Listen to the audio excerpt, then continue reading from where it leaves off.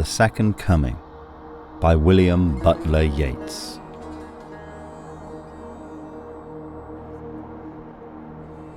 Turning and turning in the widening gyre, the falcon cannot hear the falconer. Things fall apart, the centre cannot hold. Mere anarchy is loosed upon the world. The blood-dimmed tide is loosed, and everywhere the ceremony of innocence is drowned. The best lack all conviction, while the worst are full of passionate intensity. Surely some revelation is at hand. Surely the second coming is at hand. The second coming.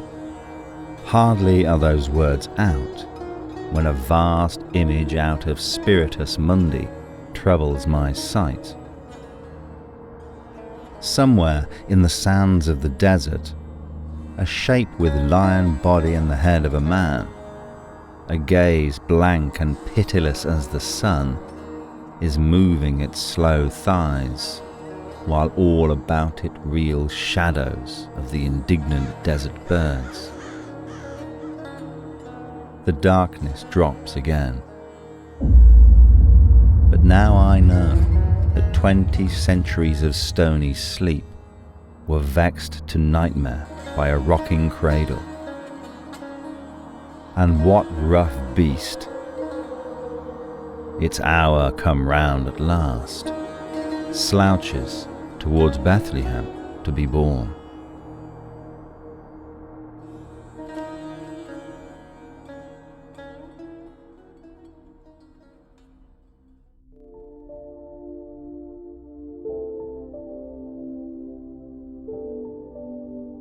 Hi, welcome to Litpoetry.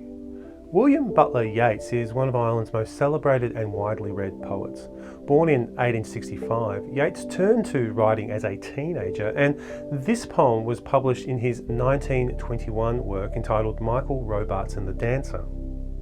As a poet, Yeats was inspired and influenced by an array of poets before him.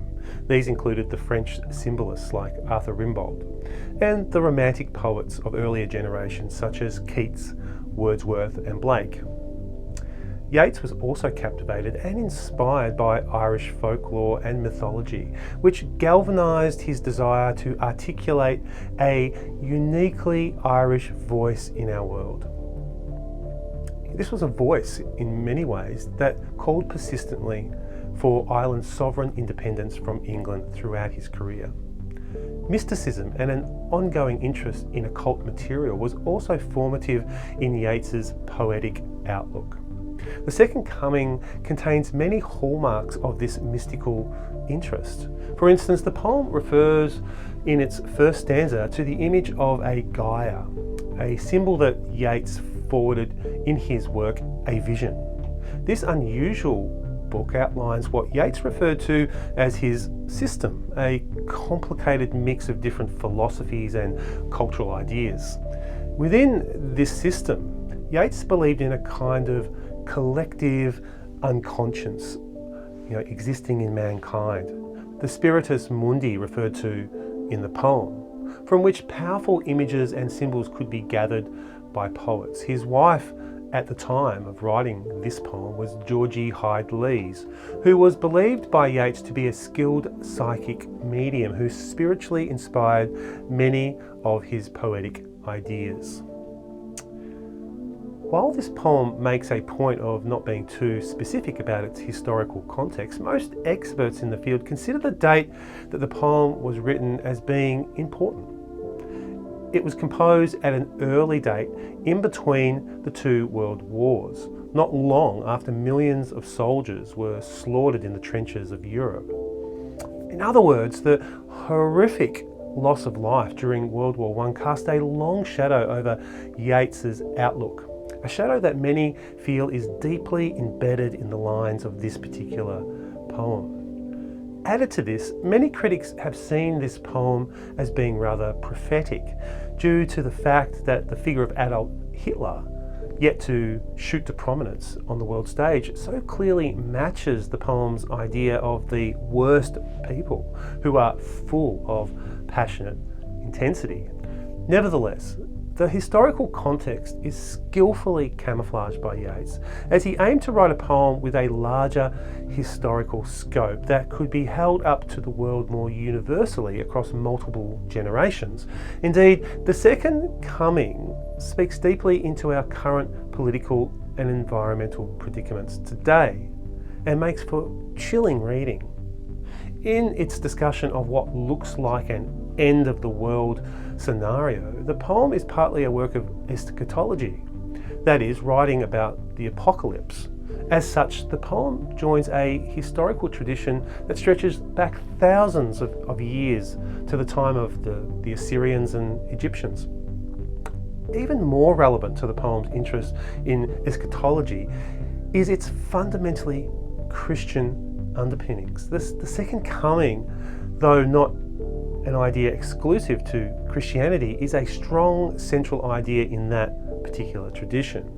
For instance, the 20 centuries referred to in line 19 and the use of Bethlehem point to the poem's Christian roots, as both refer to the birth of Jesus Christ, and he essentially was the first coming. A lot of these Christian views are contained in the New Testament's book of Revelation, where Jesus is predicted to return a second time to usher in God's kingdom of peace. However, this poem is clearly a kind of corruption and distortion of that prophecy, predicting a foul beast that will arrive on the horizon rather than the promised Messiah. It is a dark and disturbing prediction indeed. Turning and turning in the widening gyre. The falcon cannot hear the falconer. The poem opens with a mysterious metaphor. A falconer searches for his lost falcon within a widening gyre. The bird itself can't hear the falconer. Here it's important to know a little bit about Yeats's system. Yeats conceived of history as a movement of gyres, a kind of maelstrom or vortex, where one phase of history spirals wildly into another with unforeseen consequences. The poem points to the 20th century as being one gyre of history emerging traumatically out of the previous one. This new era is altogether harder to define, but it looks ominous, losing some of its former foundations, such as its Christian moral values. The idea of the falconer, the human, losing control over his environment, represented by the falcon, symbolises this shift from one phase of history to the next. Both opening lines use close repetition of words to create a sense of disorientation as the falcon turns repeatedly in search of its master. The repeated turning of the echoey falcon and falconer, it kind of suggests repeated and increasingly desperate movements. The weighty consonants in the ends brings a sense of dizziness with it. Turning and turning in the widening gyre, the falcon cannot hear the falconer. The poem has now introduced its main theme as humanity's loss of control over itself and its civilizations. Things fall apart. The centre cannot hold. Mere anarchy is loosed upon the world. The blood-dimmed tide is loosed, and everywhere the ceremony of innocence is drowned. The well-known third line expands on the first two lines' image of a loss of control. Things, a collective noun that is deliberately vague, are falling apart. The centre cannot hold argues that these things are truly on the edge of breakdown. Added to this disturbing announcement are the words mere, as in pure, anarchy, which has now been loosed on the world, along with a blood-dimmed tide, an image that may either be associated with the book of Revelation or to a reference to the bloody tide of destruction left in the wake of World War I. After the caesura that follows lust, the speaker connects things to a loss of innocence. The innocence here might relate to society's childish faith it places in notions of civility, progress and moral order in our world. But particularly the idea that humanity is by and large on a perpetual journey of improvement in all facets of life.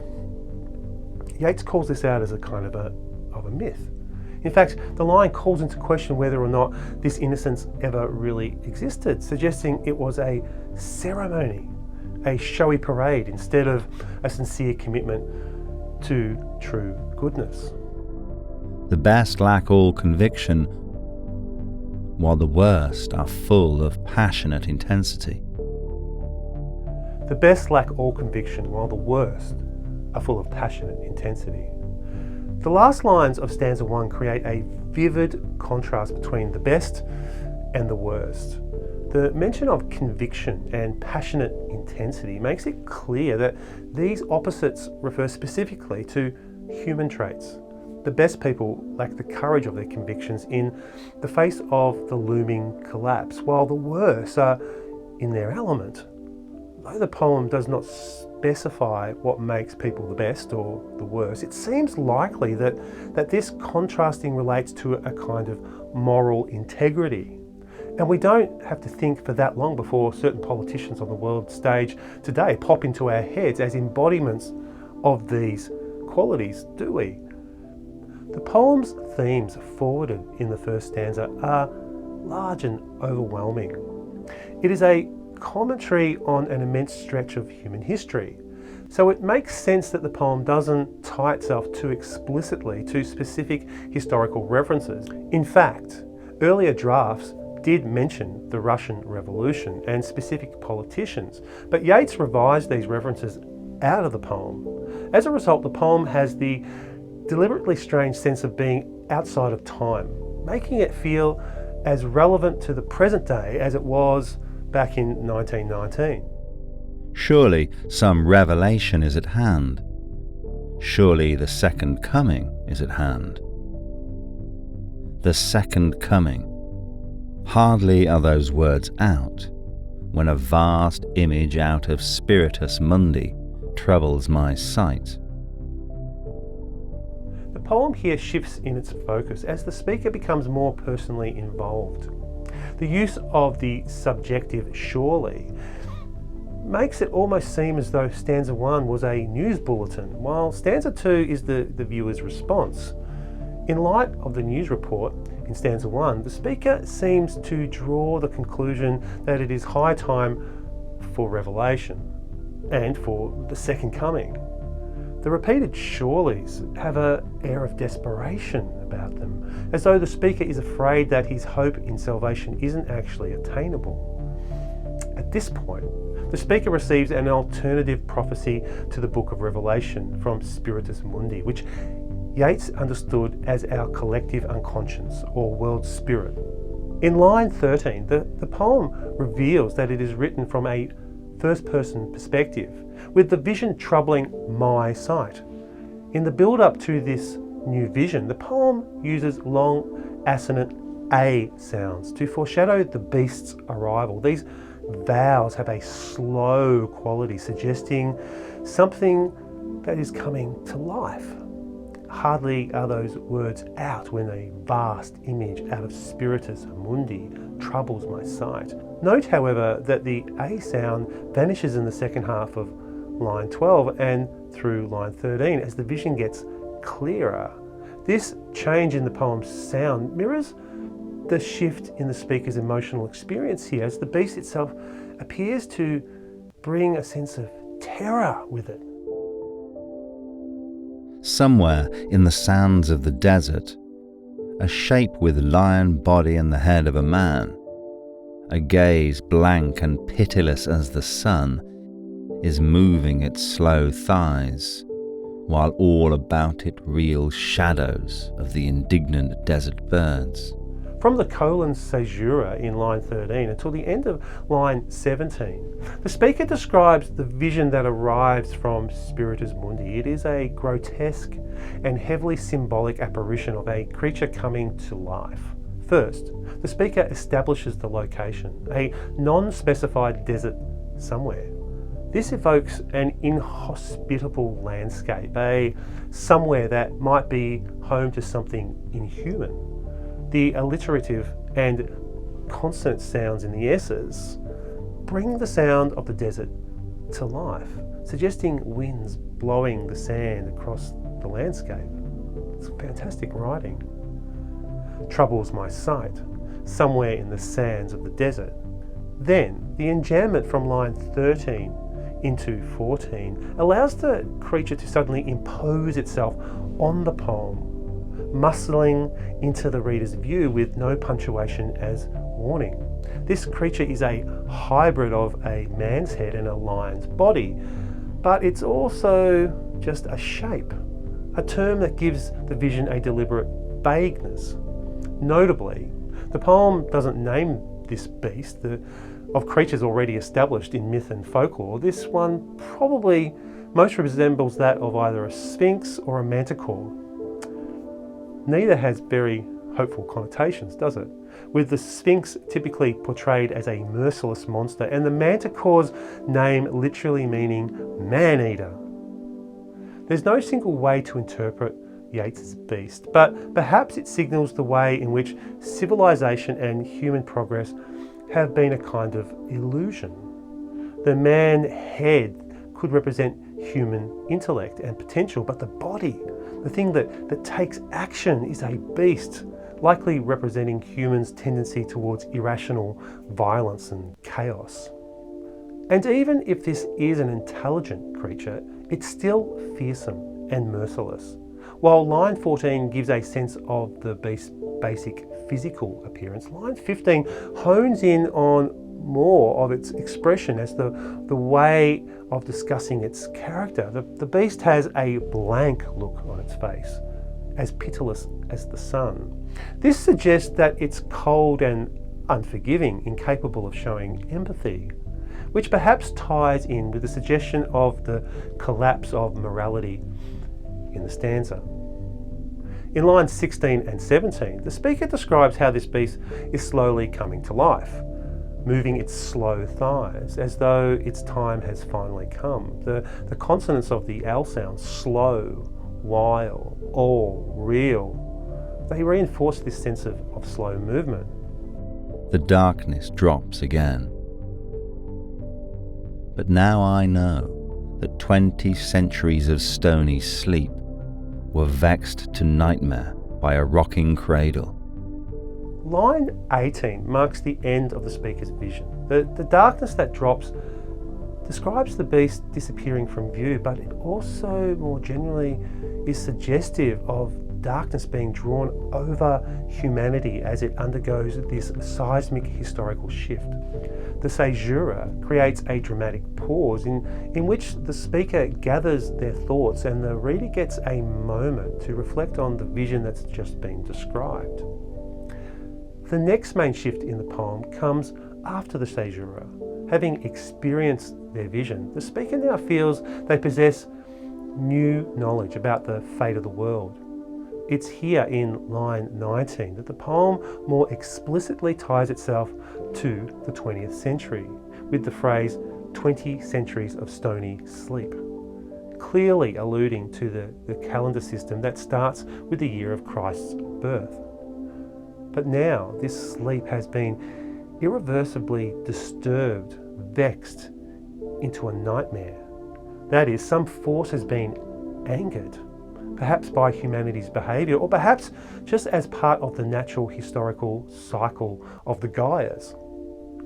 The poem is essentially a prophecy at this point, and part of its power comes from the way its general predictions could apply to many specific situations. For example, the poem could be read as a kind of subconscious prediction of global collapse and conflict. World War II, for instance, that's on the horizons.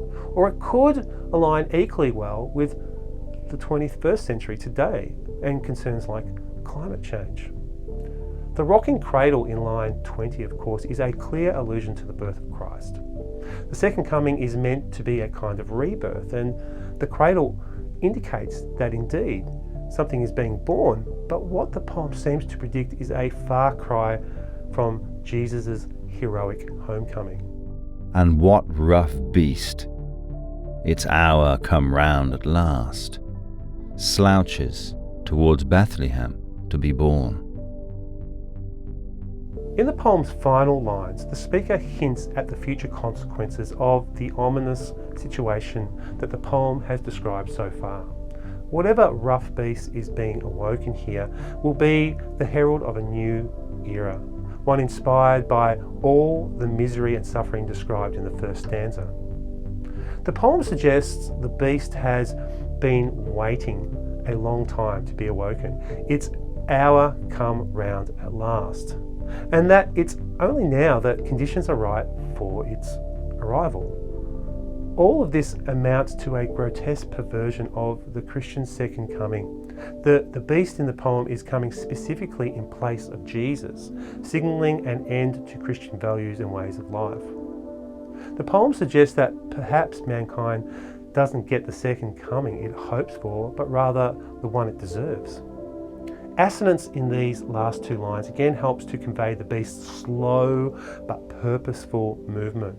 And what rough beast, its hour come round at last, slouches towards Bethlehem to be born. These vowels have a long sound that evokes slowness, but they also build relentlessly to the final repetition in the word born, the very last word of the poem. The heavy B alliteration, beast, Bethlehem, be, born, also creates the sense of something taking on physical form, as though the rough beast is assembling its different body parts. The poem then ends on a horror movie style cliffhanger as the ominous creature heads towards its own birth. The fact that it's not even been born yet, but is nonetheless moving, mirrors the way that Jesus is said to be an incarnation of God, and therefore, in a way, already existed before his earthly body was born. This creature, it seems, exists on a similar kind of spiritual or universal plane and is now coming to take its bodily form.